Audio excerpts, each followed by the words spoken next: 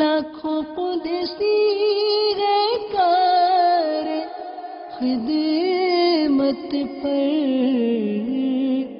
لاکھوں گردے مزار پھرتے ہیں۔ الحمدللہ رب العالمین والصلاة والسلام علی سید الانبیاء والمرسلین، اما بعد فاعوذ باللہ من الشیطان الرجیم، بسم اللہ الرحمن الرحیم۔ الصلاة والسلام علیک یا رسول اللہ وعلی آلک واصحابک یا حبیب اللہ، الصلاة والسلام علیک یا نبی اللہ وعلی آلک واصحابک یا نور اللہ۔ میٹھے میٹھے اسلامی بھائیوں اور مدنی چینل کے ناظرین، ہم آپ کو مدنی چینل کے معلوماتی سلسلے فرشتوں کی دنیا میں ایک بار پھر خوش آمدید کہتے ہیں۔ سب سے پہلے درود پاک کی فضیلت سماعت کیجیے۔ چنانچہ پیارے آقا مدینے والے مصطفیٰ صلی اللہ تعالیٰ علیہ وآلہ وسلم نے ارشاد فرمایا، جو شخص مجھ پر ایک مرتبہ درود پاک پڑھتا ہے اللہ تعالیٰ اس پر 10 رحمتیں نازل فرماتا ہے۔ صلو علی الحبیب صلی اللہ تعالیٰ علی محمد صلی اللہ علیہ وسلم۔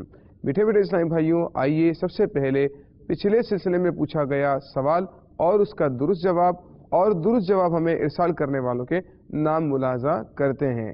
لاکھوں قدسی ہے کار خدمت پر،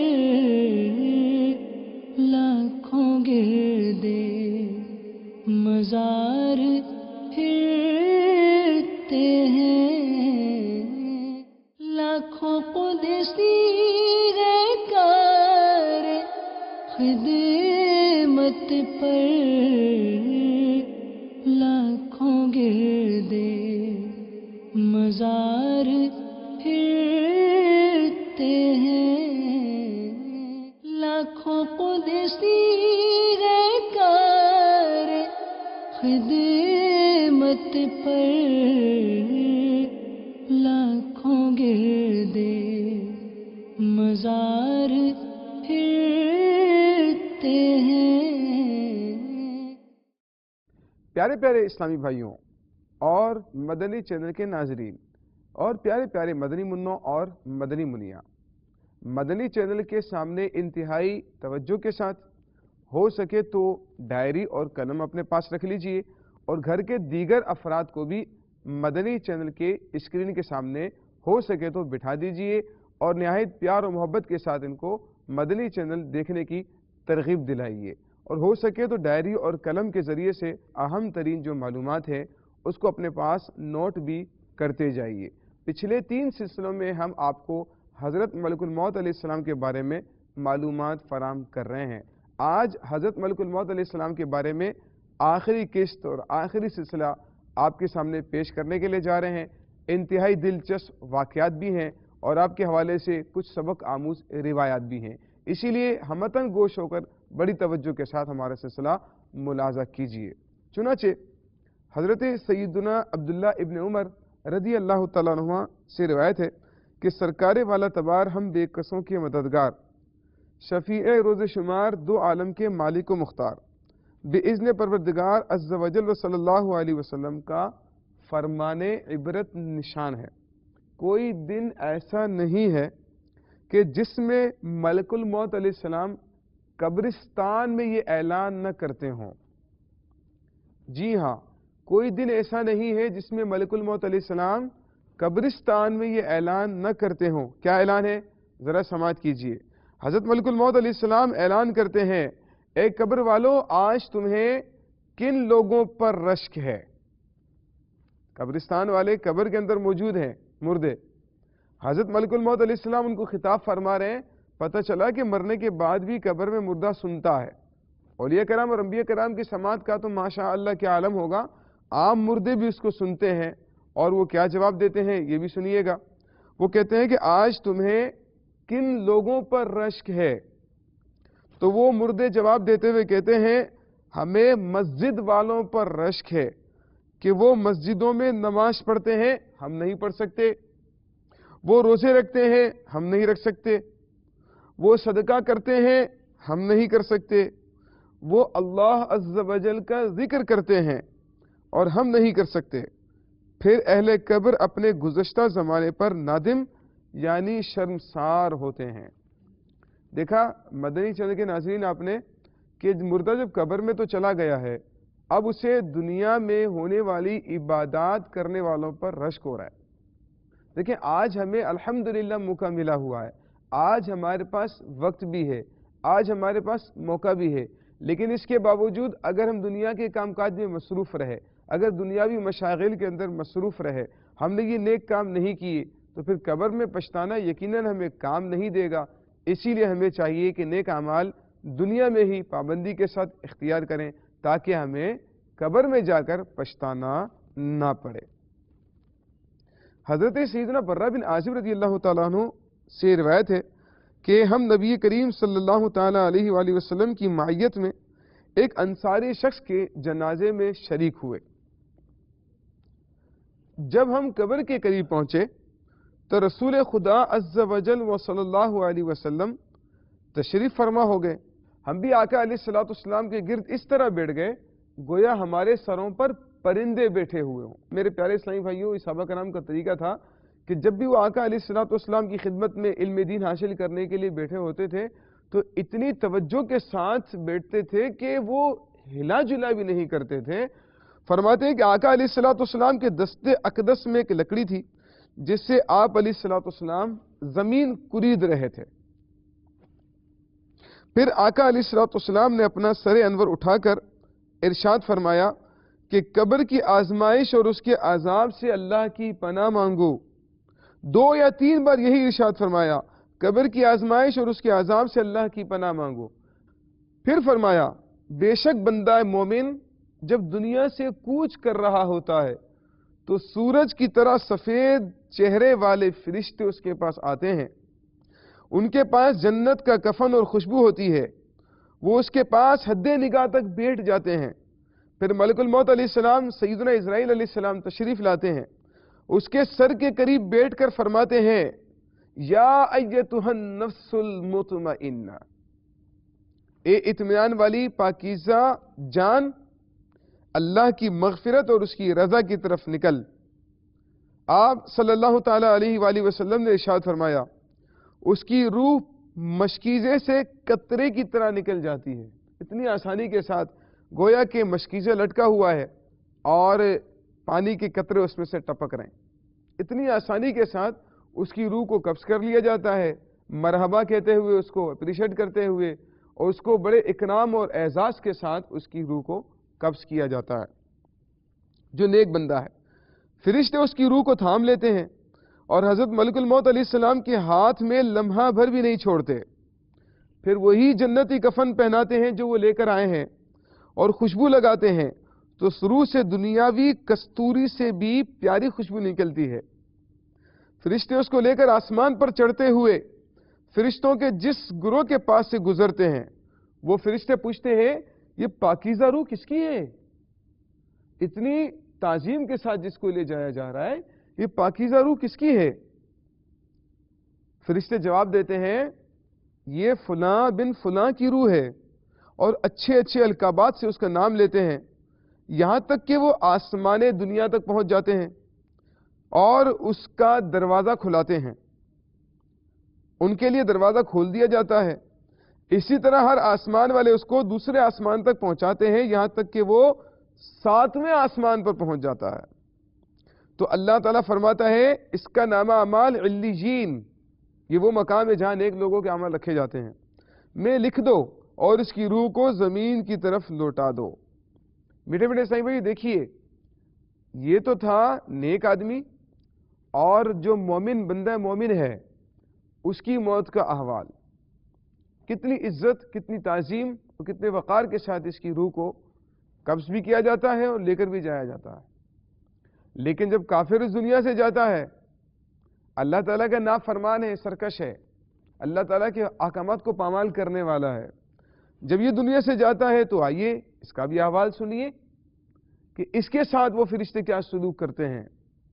چنانچہ نبی پاک صاحب الاولاق صلی اللہ تعالیٰ علیہ وآلہ وسلم ارشاد فرماتے ہیں کہ کافر جب دنیا سے جا رہا ہوتا ہے تو اس کے پاس سیاہ چہرے والے فرشتے آتے ہیں جن کے پاس بالوں سے بنے ہوئے کمبل ہوتے ہیں، وہ تا حد نگاہ بیٹھ جاتے ہیں. پھر ملک الموت علیہ السلام آ کر اس کے سر کے قریب بیٹھ کر کہتے ہیں اے خبیث جان اللہ کی ناراضی اور غضب کی طرف نکل. اس کی روح تمام اعضاء میں بکھری ہوتی ہے جس کو جسم میں سے اس طرح نکالا جاتا ہے جس طرح گوشت بھوننے والی تر سیخ اون میں ڈال کر کھینچی جائے تو وہ اون کو ادھیڑ دیتی ہے. اس کے تمام اعضاء ٹکڑے ٹکڑے ہو جاتے ہیں. ملک الموت علیہ السلام اس کی روح کو نکالتے ہیں لیکن فرشتے ان کے ہاتھ میں ایک لمحہ بھی رہنے نہیں دیتے بلکہ اسے لے کر کمبل میں ڈال دیتے ہیں جس سے انتہائی ناگوار بو نکل کر پوری روح زمین پر پھیل جاتی ہے. پھر وہ اس کو پکڑ کر ملائکہ کے جس گروہ کے پاس سے بھی گزرتے ہیں تو وہ ملائکہ پوچھتے ہیں یہ خبیث روح کس کی ہے؟ وہ فرشتے جواب دیتے ہیں یہ فلاں بن فلاں کی روح ہے اور برے برے القابات سے اس کا نام لیتے ہیں یہاں تک کہ وہ آسمان دنیا تک پہنچ جاتے ہیں. آسمان کا دروازہ کھلوانا چاہتے ہیں لیکن ان کے لیے کھولا ہی نہیں جاتا ہے. حضرت سیدنا یزید بن میسرہ رحمۃ اللہ تعالی علیہ فرماتے ہیں ہم میں سے پچھلی امتوں میں ایک شخص تھا جس نے بہت سارا مال و متاع جمع کیا تھا اور اس کی اولاد بھی کافی تھی. طرح طرح کی نعمت اس کو میسر تھیں لیکن انتہائی مال ہونے کے باوجود پیسہ ہونے کے باوجود بہت ساری نعمتیں ہونے کے باوجود وہ شخص اللہ کی راہ میں کچھ بھی خرچ نہیں کرتا تھا. آپ نے بھی دیکھے ہوں گے بہت سارے لوگ ایسے ہوتے ہیں کہ ان کے پاس اللہ تعالیٰ کا دیا ہوا بہت کچھ ہوتا ہے, اللہ تعالیٰ کی نعمتیں بہت ساری, لیکن وہ جو ہے صرف اس ڈر سے, اس خوف سے کہ میرا مال کم ہو جائے گا اور میری دولت کم ہو جائے گی, میرا پیسہ کم ہو جائے گا, یعنی اسی خوف سے وہ نہ اللہ کی راہ میں خرچ کرتے ہیں بلکہ لوگ ایسے بھی کنجوس اور بخیل ہوتے ہیں کہ اپنی ذات کے اوپر تو خرچ نہیں کرتے, اپنے بچوں کے اوپر خرچ نہیں کرتے, یعنی جو حقدار ہیں جن کا حق ان کے مال کے اندر موجود ہے ان لوگوں کو بھی وہ ان کا حق نہیں دیتے. تو چنانچہ وہ شخص اسی طرح سے تھا, ہر وقت کوشش میں لگا رہتا کہ کسی طرح میری دولت میں اضافہ ہو جائے, دولت میں اضافہ ہو جائے. جب اس نے بہت سارا مال جمع کر لیا مدنی چینل کے ناظرین تو اپنے آپ سے کہنے لگا اب تو میں خوب عیش و عشرت کی زندگی گزاروں گا. چنانچہ وہ اہل و عیال کے ساتھ بڑی عیش و عشرت کے ساتھ زندگی گزارنے لگا. بہت سارے خادم ہر وقت ہاتھ باندھ کر اس کے حکم کے منتظر رہتے. الغرض وہ ان دنیاوی آسائشوں میں ایسا مگن ہوا کہ اپنی موت کو بالکل بھول گیا. ایک دن ملک الموت علیہ السلام ایک فقیر کی صورت میں اس کے گھر آئے اور دروازہ کھٹکھٹایا, دروازے پر دستک دی. غلام فوراً دروازے کی طرف دوڑے اور جیسے ہی دروازہ کھولا تو سامنے ایک فقیر کو پایا. اس سے پوچھا تو یہاں کس لیے آیا ہے؟ فقیر سے پوچھا کس لیے آیا ہے؟ ملک الموت علیہ السلام نے جواب دیا جاؤ اپنے مالک کو باہر بھیجو, مجھے اس سے کام ہے. خادموں نے جھوٹ بولتے ہوئے کہا وہ تو تیرے ہی جیسے کسی فقیر کی مدد کرنے باہر گئے ہوئے. حضرت ملک الموت علیہ السلام یہ سن کر وہاں سے چلے گئے. کچھ دیر بعد دوبارہ آئے اور دروازہ کھٹکھٹایا. غلام باہر آئے تو ان سے فرمایا کہ جاؤ اور اپنے آقا سے کہو کہ میں ملک الموت علیہ السلام ہوں. ارے جب اس مالدار شخص نے بات سنی اس کے تو اوسان خطا ہو گئے.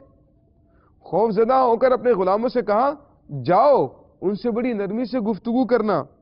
خادم باہر آئے, حضرت ملک الموت علیہ السلام سے کہنے لگے آپ ہمارے آقا کے بدلے کسی اور کی روح قبض کر لیجئے. یہ دیکھیں جو مالدار لوگ ہیں جو دنیا کا پیسہ جمع کرتے ہوئے, مال جمع کرتے ہوئے حلال و حرام کی تمیز بھی نہیں کرتے ہیں, وہ یہ بھی نہیں سوچتے کہ میں اتنا مال خرچ بھی کر سکوں گا, استعمال بھی کر سکوں گا یا نہیں, میں اتنا پیسہ کس کے لیے جمع کر رہا ہوں. اس نے کہا کہ آپ ایسا کریں کہ ہمارے آقا کے بدلے کسی اور کی روح قبض کر لیجئے اور اسے چھوڑ دیں, اللہ تعالیٰ آپ کو بہت برکت عطا فرمائے. حضرت ملک الموت علیہ السلام نے فرمایا ایسا ہرگز نہیں ہو سکتا. پھر حضرت ملک الموت علیہ السلام اندر تشریف لے گئے. آپ کو کسی کی اجازت کی ضرورت تو ہے نہیں, آپ کسی کی اجازت کے محتاج تو نہیں ہے, کیونکہ آپ جہاں بھی جاتے ہیں جس کی بھی روح قبض کرنے کے لیے جاتے ہیں اللہ تعالیٰ کے حکم سے جاتے ہیں. چنانچہ آپ اندر تشریف لے گئے اور اس مالدار شخص سے کہا تجھے جو وصیت کرنی ہے کر لے, میں تیری روح قبض کیے بغیر یہاں سے نہیں جاؤں گا. اللہ، اب دیکھیے یہ سن کر تو سارے گھر والوں نے چیخنا شروع کر دیا اور رونا دھونا شروع کر دیا۔ اس آدمی نے اپنے گھر والوں غلاموں سے کہا کہ سونے چاندی سے بھرے ہوئے صندوق اور تابوت کھول دو اور میری تمام دولت میرے سامنے لے آؤ۔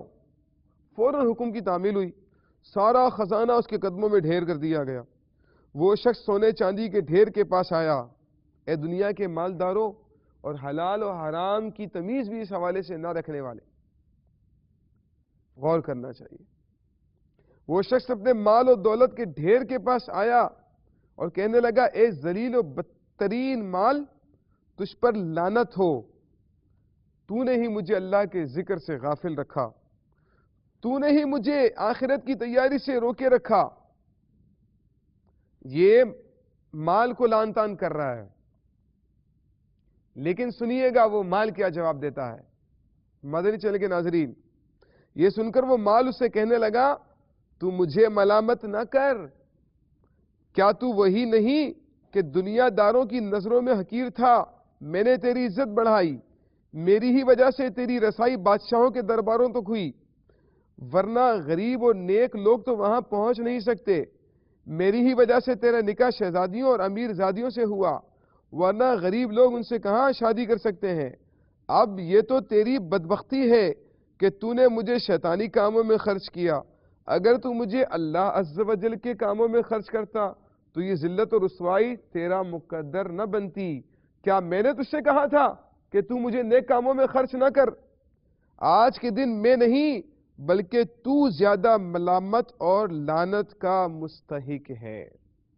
میرے پیارے اسلامی بھائیوں، دیکھیے وہ مال کہہ رہا ہے، اے ابن آدم، بے شک میں اور تو دونوں ہی مٹی سے پیدا کیے گئے ہیں، بس بہت سے لوگ ایسے ہیں جو نیکی کی راہ پر گامزن ہیں اور بہت سے گناہوں میں مستغرق ہیں۔ اجل نے نہ کسرا ہی چھوڑا نہ دارا، اسی سے سکندر صفاتے بھی ہارا۔ ہر ایک لے کے کیا کیا نہ حسرت سدھارا، پڑا رہ گیا سب یوں ہی ٹھاٹھ سارا۔ جگہ جی لگانے کی دنیا نہیں ہے، یہ عبرت کی جا ہے تماشا نہیں ہے۔ تو مال فی نفسی ہی تو برا نہیں ہے نا، انسان اسے کس طرح سے خرچ کر رہا ہے، اس کے حوالے سے وہ کیا اعمال کر رہا ہے، کیا برتاؤ کر رہا ہے۔ یہ مال تو حضرت عثمان غنی رضی اللہ تعالیٰ عنہ کے پاس بھی تھا، حضرت عبد الرحمن بن عوف رضی اللہ تعالیٰ عنہ کے پاس بھی تھا، لیکن ان کا مال، ان کی تجوریاں، ان کا روپیہ پیسہ ہمیشہ دین اسلام کے لیے حاضر رہتا تھا، اور کبھی بھی اللہ تعالیٰ کی راہ میں مال خرچ کرنے میں انہوں نے بخل سے کام نہیں لیا، بلکہ ہمیشہ اپنے مال کے ذریعے سے دین اسلام کی خدمت کرتے رہے تھے۔ منقول ہے ایک خوبصورت نوجوان حضرت سیدنا داؤد علیہ السلام کے پاس سلام کرنے حاضر ہوا۔ یہ بڑا اہم ترین واقعہ ہے، اس کو بڑی توجہ سے سنیے گا۔ یہ تو آپ نے اس کا حوال سنا نا کہ جو اللہ کی راہ میں مال خرچ نہیں کرتا تھا، اب آئیے دیکھیے کہ اللہ کی راہ میں مال خرچ کرنے کا فائدہ کتنا ہوتا ہے، اور یہ بھی موت سے ہی متعلق واقعہ ہے۔ چنانچہ حضرت داؤد علیہ السلام کے پاس سلام کرنے حاضر ہوا ایک نوجوان، اسی رات اس کی شادی ہوئی تھی۔ اس وقت ملک الموت علیہ السلام بھی داؤد علیہ السلام کے پاس موجود تھے۔ انہوں نے آپ علیہ السلام سے عرض کی کہ یا داؤد علیہ السلام، کیا آپ اس نوجوان کو جانتے ہیں؟ آپ علیہ السلام نے فرمایا، ہاں، یہ مومن نوجوان مجھ سے محبت کرتا ہے، اور یہ اس وقت تک اپنے گھر میں داخل ہونا پسند نہیں کرتا جب تک مجھے دیکھ نہ لے اور سلام نہ کر لے۔ حضرت ملک الموت علیہ السلام نے عرض کی، اے داؤد علیہ السلام، اس کی عمر صرف 6 دن باقی رہ گئی ہے، اس نوجوان کی عمر صرف 6 دن باقی رہ گئی ہے، اس کا انتقال ہونے والا ہے 6 دن میں۔ اس بات پر حضرت داؤد علیہ السلام بہت زیادہ غمگین ہوئے، مگر اس دن کے 7 مہینے کے بعد جب اس نوجوان کو ملے تو ابھی تک زندہ تھا وہ، حالانکہ ملک الموت علیہ السلام نے کہا تھا کہ اس کی عمر 6 دن باقی رہ گئی ہے۔ آپ حیران ہوئے۔ حضرت ملک الموت علیہ السلام سے جب دوبارہ آپ کی ملاقات ہوئی تو آپ نے ان سے پوچھا کہ تم نے تو کہا تھا کہ اس کی عمر صرف 6 دن باقی رہ گئی ہے، وہ 7 ماہ کے بعد مجھے زندہ مل رہا ہے۔ انہوں نے عرض کی کہ جی ہاں، لیکن جب 6 دن گزرے اور میں نے اس کی روح قبض کرنے کے لیے ہاتھ بڑھایا، اللہ تعالیٰ نے فرمایا، اے ملک الموت، میرے فلاں بندے کو چھوڑ دے، اس لیے کہ جب یہ حضرت داؤد علیہ السلام کے یہاں سے نکلا تھا اس نے ایک لاچار محتاج فقیر کو دیکھا تھا تو اسے اپنی زکوٰۃ میں سے کچھ مال دے دیا تھا۔ اس فقیر نے خوش ہو کر اس کے لیے لمبی عمر کی دعا کی تھی، لہٰذا میں نے اس سے راضی ہو کر ان 6 دنوں کو 60 سال میں بدل دیا اور اس پر مزید 10 سال اور بڑھا دی ہیں۔ تم اس کی روح اس مدت کے پورا ہونے تک قبض نہ کرنا، اور میں نے لکھ دیا ہے کہ یہ نوجوان جنت میں حضرت داؤد علیہ السلام کا رفیق ہوگا۔ آئیے آخر میں ہم آپ کو ایک کفریہ کلمہ بتایا کرتے ہیں۔ آج کا کفریہ کلمہ سماعت کیجئے۔ اس حوالے سے ہمارے پاس ایک واقعہ ہے جو امیر اہل سنت نے اپنے رسالے میٹھے بول میں نقل فرمایا ہے۔ چنانچہ امیر اہل سنت فرماتے ہیں، ایک بار کسی محفل میں کسی اسلامی بھائی نے مجھے بتایا کہ ہمارے نانا جان آپ سے ملنے کا بہت شوق رکھتے ہیں۔ پھر اشارہ کر کے بتانے لگے کہ وہ سامنے تشریف فرما ہے۔ میں نے ان کے نانا جان کا بڑا نام سنا تھا، لہذا شوق دیدار میں وہاں جا پہنچا۔ وہ مذہبی وضاقتہ کے ایک ضعیف العمر بزرگ تھے جو معتقدین کے جھرمٹ میں تشریف فرما تھے۔ میں سلام و مصافحہ کے بعد ان کے قریب بیٹھ گیا۔ بیچارے باتوری بہت تھے، مسلسل بولتے چلے جا رہے تھے۔ ذرا رکے تو کسی نے پوچھ لیا، حضرت آپ کی عمر شریف کتنی ہے؟ زبان سے فوراً الفاظ پھسل پڑے، جی عمر کیا پوچھتے ہو، دراصل بات یہ کہ حضرت ملک الموت علیہ السلام مجھے بھول گئے ہیں، معاذ اللہ۔ حاضرین کہکا مار کر ہنسے، لیکن امیر اہل سنت فرماتے ہیں مجھے کاٹو تو لہو نہیں۔ چنانچہ میں نے انفرادی کوشش کرتے ہوئے ذرا بلند آواز سے کہا کہ آپ توبہ کر لیجئے کہ آپ نے ملک الموت علیہ السلام کی توہین کر دی اور یہ کلمہ کفر ہے۔ جتنے لوگ یہ جملہ سمجھنے کے باوجود ہنسے وہ بھی سن لے کہ کفر پر خوش ہونا بھی کفر ہے، لہذا وہ بھی توبہ کریں۔ میری بات سننے کے بعد ان بزرگ نے اور حاضرین نے سب نے توبہ کر کے تجدید ایمان کیا۔ میرے پیارے محترم صاحب، دیکھا آپ نے کہ انسان بعض اوقات اپنی زبان سے ایسے کلمات کہہ جاتا ہے مذاق میں، لوگوں کو خوش کرنے کے لیے، لوگوں کو ہنسانے کے لیے، جس سے اس کا ایمان تک ضائع ہو جاتا ہے، اسے پتہ تک نہیں چلتا۔ لیکن جو علماء ہوتے ہیں، صاحب علم لوگ ہوتے ہیں یا علماء کی صحبت میں بیٹھنے والے ہوتے ہیں، وہ ان چیزوں کو بڑی سنجیدگی اور بڑی توجہ سے اور بڑی حساسیت کے ساتھ لیا کرتے ہیں۔ میرے پیارے محترم اسلامی بھائیو، یہ تھا ہمارا آج کا سلسلہ حضرت ملک الموت علیہ السلام کے بارے میں۔ آئیے حسب معمول ہم آپ سے اپنے اس سلسلے میں سے ایک سوال پوچھتے ہیں اور آپ اس کا درست جواب ہمیں اسکرین پر موجود نمبر پر یا پھر ای میل ایڈریس پر سینڈ کریں گے۔ آج کا سوال سماعت کیجئے۔ آج کا سوال یہ ہے کہ حضرت ملک الموت علیہ السلام نے حضرت داؤد علیہ السلام کو اس نوجوان کے بارے میں کتنے دن کی اس کی عمر بتائی تھی کہ اس کی عمر اتنے دن باقی رہ گئی ہے؟ اس کا درست جواب ہمیں اسکرین پر موجود نمبر پر ارسال کیجئے یا ای میل ایڈریس پر ارسال کیجئے۔ یہ تھا ہمارا آج کا سلسلہ حضرت اسرائیل علیہ السلام کے بارے میں، آخری قسط تھی۔ انشاءاللہ اللہ نے چاہا تو اگلے سلسلے میں نئے موضوع کے ساتھ آپ کی خدمت میں حاضر ہوں گے۔ تب تک کے لیے ہمیں اجازت دیجیے۔ اللہ حافظ۔ السلام علیکم ورحمۃ اللہ وبرکاتہ۔ لاکھوں قدسی ہے کار خدمت پر